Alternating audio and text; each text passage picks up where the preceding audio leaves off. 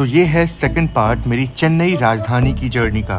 पहले दिन मैंने आपको इसमें मिलने वाली फैसिलिटीज़ दिखाई थी, जहां अब प्रीमियम ट्रेनों में केटरिंग सर्विसेज शुरू हो चुकी हैं। और आज इस पार्ट में हम आपको भोपाल से आगे की जर्नी जो है वो दिखाने वाले हैं। पहुंच चुके हैं बल्हारशाह और ये कोई ट्रेन खड़ी है, मेरे ख्याल से गोरखपुर सुपरफास्ट, गोरखपुर सिकंदराबाद। ये ओवरटेक तो नहीं है, इसका शेड्यूल हॉल्ट है यहाँ पे और शायद हमसे पहले ही शायद निकल जाए, ये यहाँ में से पहले निकल जाए। या गाडीनं आगमन झालेल्या प्रवाशांचं मध्य रेल्वेच्या बल्हारशाह स्टेशनवर स्वागत आहे। तो बात करें बल्हारशाह की, तो उसको जंक्शन इसलिए बोलते हैं क्योंकि आगे कुछ दूरी पे ना एक नई लाइन जो कि गोंदिया की तरफ जाती है वो खुली है। पहले नॉर्मली वो गुड्स के लिए थी, लेकिन अब पैसेंजर ट्रेन्स भी वहाँ से गुजरती है, तो वहाँ से एक लाइन जाती है और एक लाइन यहाँ से गढ़चंदूर की तरफ निकलती है, इसलिए बल्हारशाह को जंक्शन बोलते हैं। चलिए फाइनली अपना डिपार्चर बल्हारशाह से हो चुका है। हालांकि यहाँ डिपार्चर 8:05 का था, लेकिन 8:10 पे डिपार्चर हो रहा है, 5 मिनट लेट डिपार्चर हो रहा है। Good morning. तो अभी बल्हारशाह के बाद हमारा अगला स्टॉप जो है वो वारंगल है और सर चेन्नई तक ट्रैवल कर रहे हैं। तो अभी आपने देखा कि जो ट्रेन थी ना वो अच्छी खासी स्पीड में चल रही थी, फिर अचानक से रुक गई। और ऐसा आमतौर पर तब होता है ना जब किसी स्टेशन पे जब क्रू चेंज होता है, गार्ड चेंज होते हैं, तो वो प्रेशर जो है वो चेक करते हैं, ब्रेक्स जो है वो चेक करते हैं। चलिए फ़िलहाल निकल चुके हैं बल्हारशाह से और अपना अगला हॉल्ट जो है वो है वारंगल और पहुंच जाएंगे आंध्र प्रदेश। लेकिन उससे पहले ना खूबसूरत नज़ारे जो हैं वो आपको दिखाएंगे, क्योंकि वाकई ये ट्रेन बहुत ही खूबसूरत रूट से गुजरती है।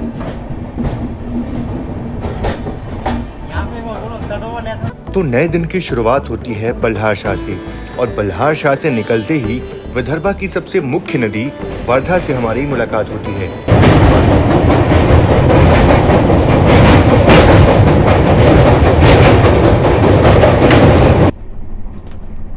तो बल्हारशाह से डिपार्चर के बाद जो सुबह का जो ब्रेकफास्ट है ना वो सर्व हो गया हमें। और भाई ये चीज़ अच्छी लगती है इस ट्रेन में कि खाने पीने की कोई दिक्कत नहीं होती, आपको बाहर कहीं भटकना नहीं पड़ता है, ना ही फूड ऑर्डर करना होता है और बहुत ही हेल्दी खाने पीने की चीज़ जो आपको मिल जाती है। चलिए देखते हैं कि ब्रेकफास्ट में क्या मिला हमें। तो ब्रेकफास्ट में मिल जाता है कॉर्नफ्लेक्स, ब्रेड और बनाना, और ये मेरे पास गर्म पानी है चाय के लिए, नहीं यार दूध होगा ये इसके लिए, हाँ बिल्कुल कॉर्नफ्लेक्स से दूध होगा ये। और इसमें कटलेट तो भाई काफ़ी अच्छे लग रहे हैं। चलो तो ये अपना ब्रेकफास्ट है, काफ़ी ज़्यादा हेल्दी लग रहा है, जल्दी से इसको फिनिश करते हैं और फिर कुछ सोचा है हमने। तो फिलहाल अभी तो कूप में है, पर कूप थोड़ा सा कंजस्टेड लग रहा है, मतलब 2 लोगों के लिए काफ़ी बढ़िया है, लेकिन अभी पीछे पूरा केबिन जो है वो खाली है, मतलब एंड टू एंड खाली है, तो वहाँ चलेंगे क्योंकि वहाँ थोड़ा स्पेस मिल जाएगा। पहले ब्रेकफास्ट जो है फिनिश करते हैं, उसके बाद चलते हैं केबिन में, दिखाएंगे आपको कि केबिन जो है वो कैसा होता है। एक चीज़ है कि जो ब्रेकफास्ट में चाय मिलती है ना वो अच्छी है, क्योंकि भाई ये जो कॉर्नफ्लेक्स के लिए दूध आया था मेरे ख्याल से ये चाय के लिए भी इसमें दिया गया था, तो अब चाय जो है वो थोड़ी सी गाढ़ी और अच्छी बनेगी, क्योंकि गर्म पानी वाली जो चाय है ना वो शायद उतनी अच्छी नहीं बनती है, पर ये चाय शायद अच्छी बने।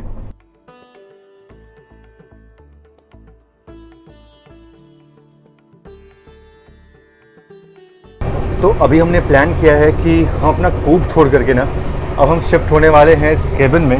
और केबिन देखो कुछ ऐसा होता है, मतलब इसमें 4 लोग बड़ी आसानी से यात्रा कर सकते हैं, बड़ी कंफर्टेबल तरीके से यहाँ पे यात्रा कर सकते हैं। और अगर आप लोग की फैमिली है ना, बड़ी फैमिली है, तो आप लोग ये 4 वाला कूप बुक कर लो। वैसे 4 वाला कूप से अच्छा होगा कि आप 2 AC में 4 का पूरा एक वो बुक कर लो, ज़्यादा अच्छा रहेगा, वो थोड़ा सस्ता होगा।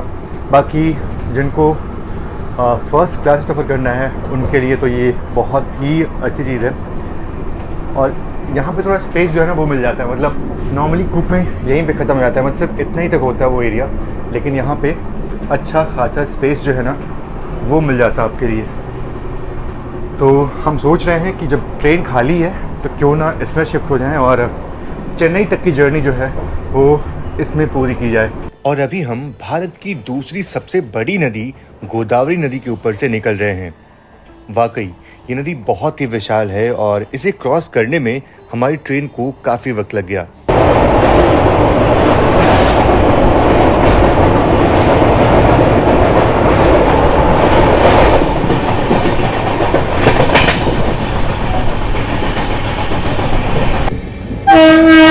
वैसे रेल सफ़र हमेशा से ही सुहाना होता है और जब उस सफ़र में संगीत भर जाता है तब वो सफ़र और भी सुहाना बन जाता है। ना तेरे बिना लगेगा तू भी जा रे प्यार मेरा, मैं करा इंतजार तेरा, तू दिल तू यूं जान मेरी।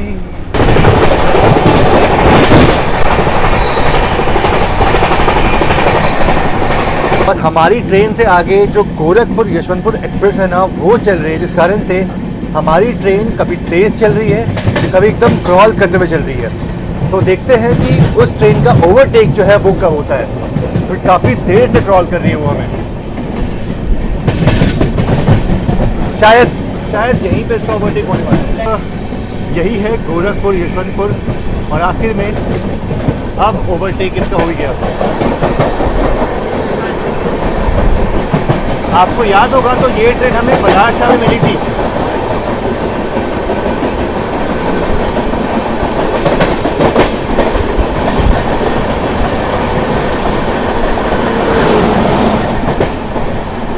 चलिए फाइनली बहुत ट्रॉल किया इसने, अब इसका ओवरटेक जो है वो हो चुका है। दोस्तों फ़िलहाल वक्त हो चुका है करीब 11:21 और फ़िलहाल हम पहुंचने वाले हैं काजीपेट। हालांकि काजीपेट जंक्शन पे हमारा स्टॉप नहीं है, हमारी ट्रेन जो है वो काजीपेट टाउन से ही निकलेगी। पर उससे पहले काजीपेट के पास एक खूबसूरत लेक जो है वो देखने को मिल जाती है और ट्रेन एक बढ़िया कर्व लेती हुई और ये खूबसूरत सा लेक काजीपेट का। बाकी ये रूट बहुत ही खूबसूरत है और दिन के वक्त में तो ज़रूर से अगर ये आपको मिले ना तो बिल्कुल ही मज़ा आ जाता है।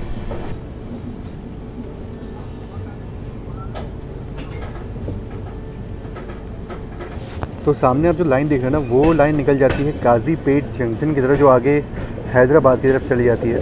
फ़िलहाल अभी हम काजीपेट टाउन से गुज़र रहे हैं और उस तरफ नहीं जाना हमें, हम जा रहे हैं वारंगल की तरफ और फिर आगे विजयवाड़ा और आखिर में चेन्नई पहुंच जाएंगे हम। फ्लो क्रॉसिंग हो रही है।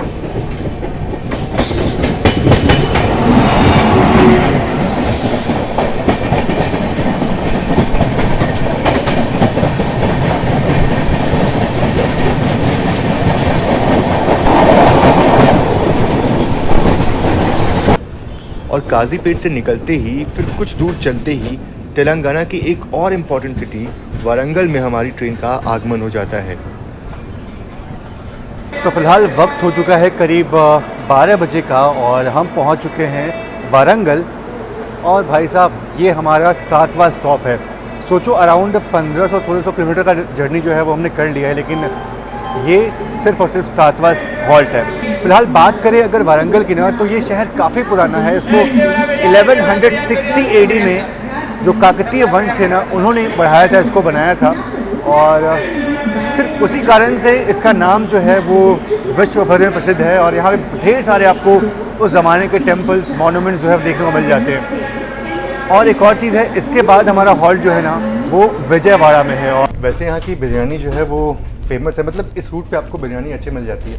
हालांकि मन तो था लेने का, लेकिन हमारा टाइम जो है हो चुका है लंच का, क्योंकि लंच सर्व होने वाला है। तो अगर हम बिरयानी खाने बैठेंगे ना तो यहाँ का जो लंच है वो मिस हो जाएगा फिर। तो चलिए देखते हैं कि राजधानी एक्सप्रेस का लंच जो है वो कैसा होता है। तो सूप के तुरंत बाद जो लंच है वो सर्व हो गया है और यार वाकई मतलब पेट तो ऑलरेडी भरा हुआ लग रहा है, लेकिन लंच तो टाइम से ही मिलता है। अगर हम इसको डिले करेंगे तो ये ठंडा हो जाएगा।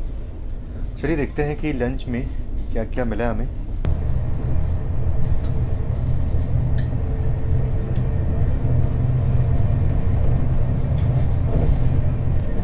सब मिला करके ना इस ट्रेन के खाने से मैं बहुत ही ज़्यादा प्रभावित हूँ। और अगर आप 1200 रुपये पे भी कर रहे हो ना तो आपको ऐसा दुख नहीं होना चाहिए, क्योंकि खाना बिल्कुल घर की तरह मिल रहा है। और करीब 4-5 टाइम का जो मील है वो आप खा रहे हो। तो ऐसे अगर नॉर्मल अगर आप किसी आप रेस्टोरेंट में खाओ या फिर किसी स्टॉल पे आके या फिर आप ऑर्डर भी करोगे ट्रेन में तो इतना खर्चा तो आराम से हो जाता है, इससे ज़्यादा ही हो जाएगा। तो मेरे ख्याल से 1200 रुपये में अगर इतना सारा आपको खाना मिल रहा है, इतने टाइम का खाना आपको मिल रहा है विद टी, तो भाई सच में बहुत ही अच्छा है और वर्थ है बिल्कुल ये 1200 रुपये पे करना एक्स्ट्रा। तो चलिए, काफ़ी देर से हम बैठे हुए हैं अपने केबिन में, अब थोड़ा बाहर निकलते हैं और थोड़ा बाहर के नज़ारों को एंजॉय करते हैं, क्योंकि नज़ारे बाहर के बड़े ही खूबसूरत दिख रहे हैं। चलते हैं गेट पे और कुछ खूबसूरत नज़ारे जो हैं उनको कैप्चर करते हैं।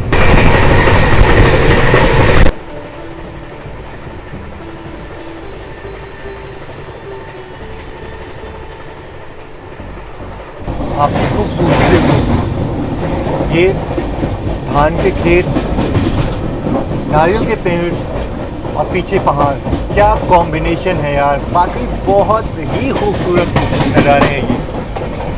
और इस फ्रेम में मानो हमारी ट्रेन नीचे उतरते हुए दिख रही हो। वैसे सच में ग्रेडियंट है यहाँ पे और वाकई ट्रेन नीचे की तरफ जा रही है। इतना सारा ग्रेडियंट आपको सिर्फ सदर इंडिया में देखने को मिलेगा।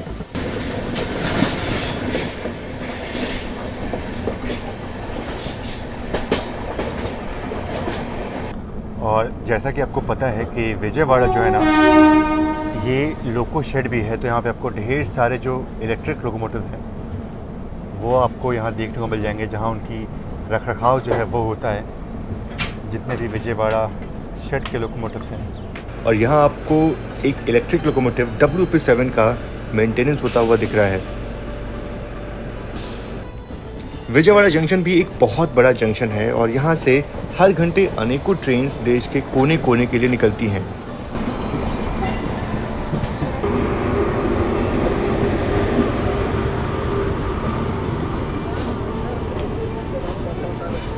कोरोमंडल।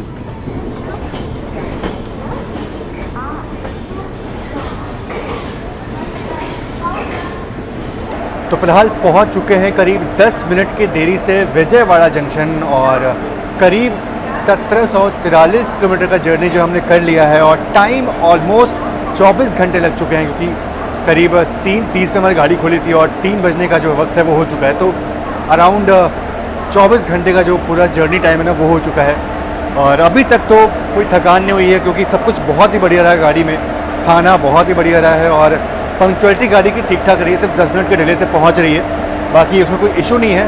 स्लैक है तो चेन्नई शायद बिफोर टाइम पहुंच जाएगी हमारी गाड़ी, बाकी अभी तक की जर्नी बहुत ही शानदार थी। बात करें विजयवाड़ा जंक्शन की, तो इसको जंक्शन इसलिए कहते हैं क्योंकि आप यहाँ से अलग अलग डायरेक्शन में जा सकते हो। मतलब अगर आप चाहो तो आप हावड़ा की तरफ जा सकते हो वाया विशाखापट्टनम होते हुए, आप चाहो तो यहाँ से तिरुपति के लिए भी जा सकते हो गुड्डूर जंक्शन होते हुए, और यहाँ से आप गुंतकल की तरफ भी जा सकते हो, और जिस तरफ से हम आ रहे हैं यानी कि वारंगल, और जिधर हम जा रहे हैं यानी कि चेन्नई, ये भी लाइंस यहाँ पे मिलती हैं। तो बहुत ही बड़ा जंक्शन है ये विजयवाड़ा। और विजयवाड़ा से डिपार्चर के बाद मैं खुश इसलिए हूँ क्योंकि कृष्णा रिवर जो है वो आने वाली है, और कृष्णा रिवर को मैंने रात के वक्त में देखा था और उस समय कुछ भी देख पाना पॉसिबल नहीं था, पर अब दिन के उजाले में कृष्णा रिवर को हम क्रॉस करेंगे और सुना है बहुत ही बड़ा ब्रिज है।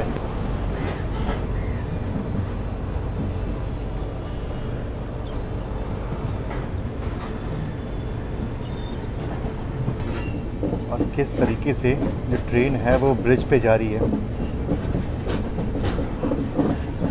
वाकई ये कमाल का व्यू होने वाला है। भारत की चौथी सबसे बड़ी नदी जो वेस्टर्न घाट से निकलकर महाराष्ट्र, कर्नाटका, तेलंगाना और आंध्र प्रदेश को सींचते हुए करीब 1300 किलोमीटर का सफर तय करके अंत में बे ऑफ बंगाल में समा जाती है। क्या विशाल नदी है ये, और यहाँ खड़े रहने के बाद ना एक हवा का झोंका जो है वो आ रहा है, बहुत ही शानदार लग रहा है, बहुत ही विशाल।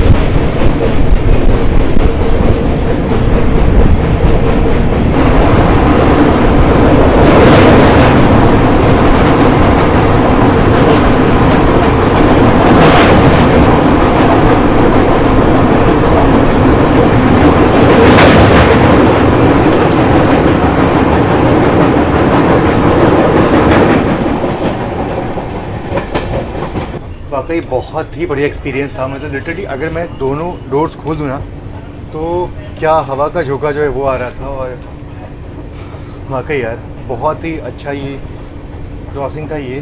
मज़ा आ गया।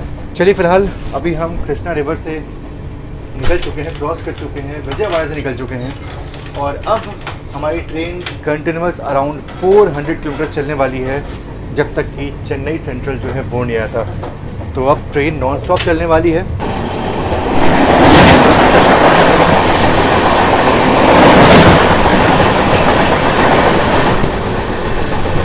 और मौसम का मिजाज जो है ना वो बदल गया, मतलब हल्की हल्की बारिश जो है ना वो शुरू हो गई। शाम के करीब 4 बजने वाले और ये देखो बारिश की बूंदें।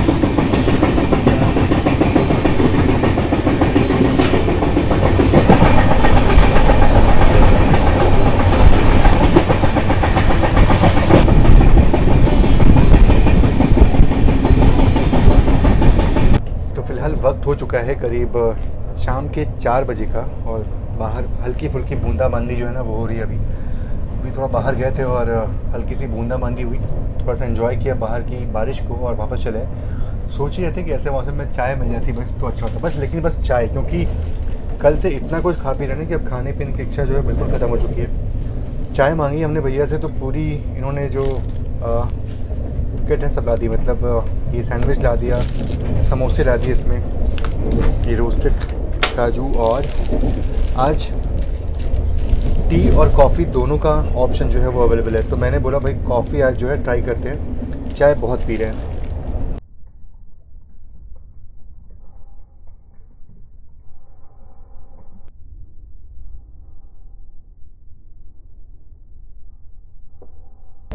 कॉफ़ी बना ली हमने और देख के तो अच्छी नहीं लग रही वैसे, पर पीने में भी उतनी अच्छी नहीं है, मतलब थोड़ी सी कड़वी बन गई है, मतलब ज़्यादा कॉफ़ी की मात्रा ज़्यादा हो गई है। तो इसमें पानी डालने का ऑप्शन तो है पर अब मेरे पास इनफ ये मिल्क पाउडर नहीं है, तो फिर यही पीते हैं, अच्छी है।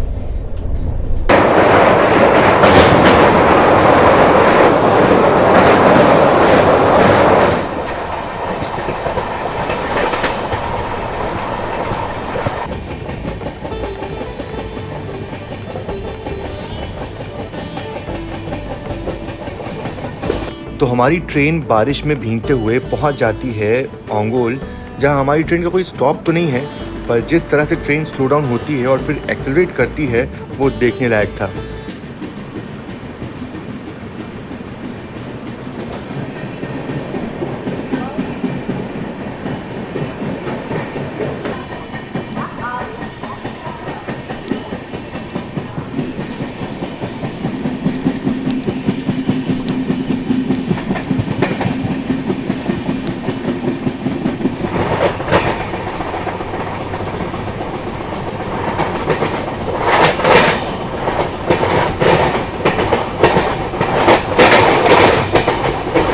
और इस तरफ इतना ज़्यादा पानी है मानो जैसे इस इलाके में बाढ़ आई हो। और अभी कुछ दिन पहले मैंने सुना था कि सदर्न इंडिया में नवंबर में भारी बारिश हुई थी और शायद ये उसी का असर है।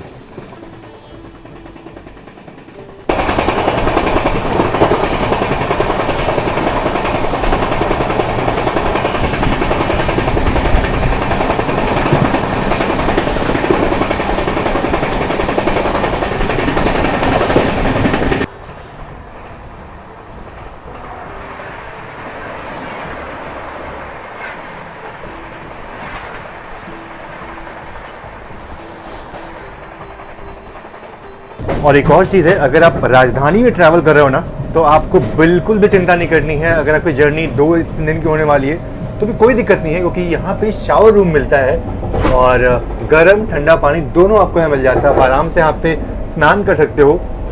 तो हर दिन आपकी जो है फ्रेश शुरुआत जो है वो हो सकती है, क्योंकि राजधानी में ये सारी फैसिलिटी जो है वो मिलती है आपको।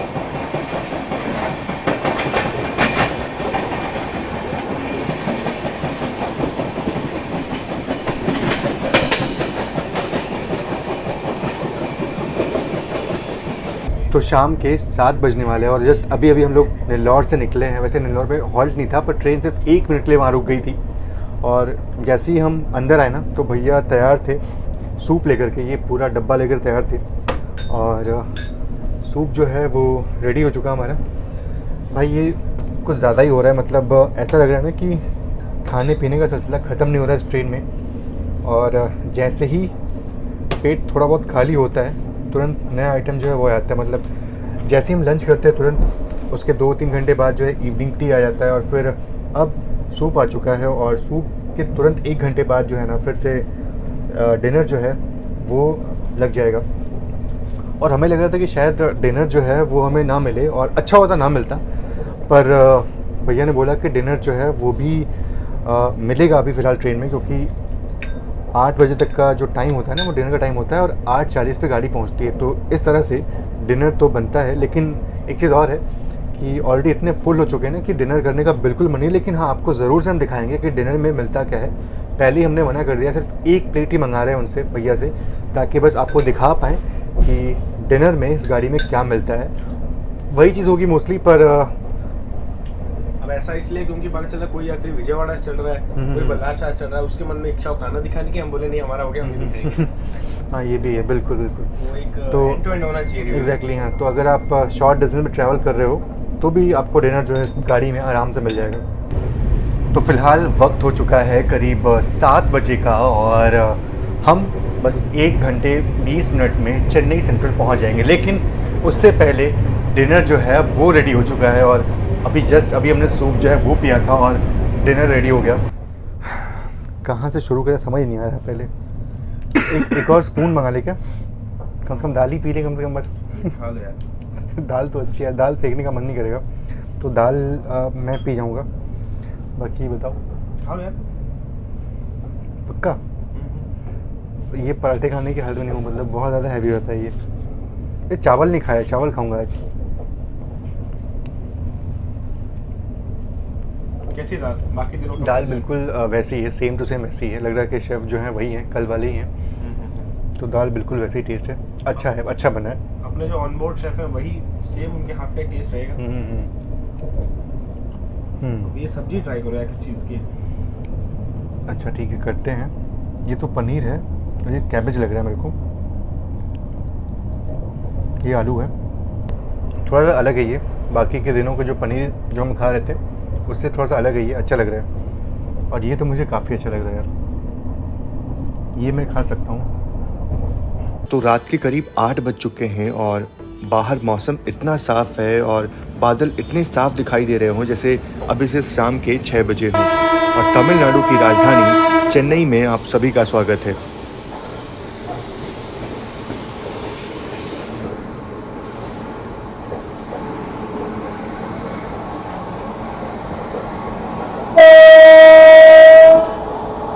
तो करीब 2175 किलोमीटर का सफ़र पूरा करके, सर्दी धूप बारिश सभी मौसम का एक्सपीरियंस करके आखिरकार हम पहुंच चुके हैं अपने final destination Chennai central railway station.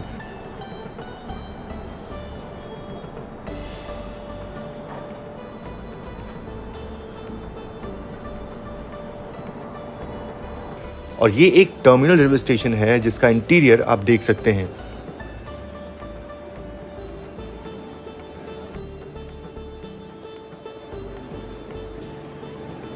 फिलहाल इस वीडियो तो इतना ही, बाकी मिलते हैं आपसे नेक्स्ट व्लॉग में। तब तक के लिए आप सभी का बहुत बहुत धन्यवाद।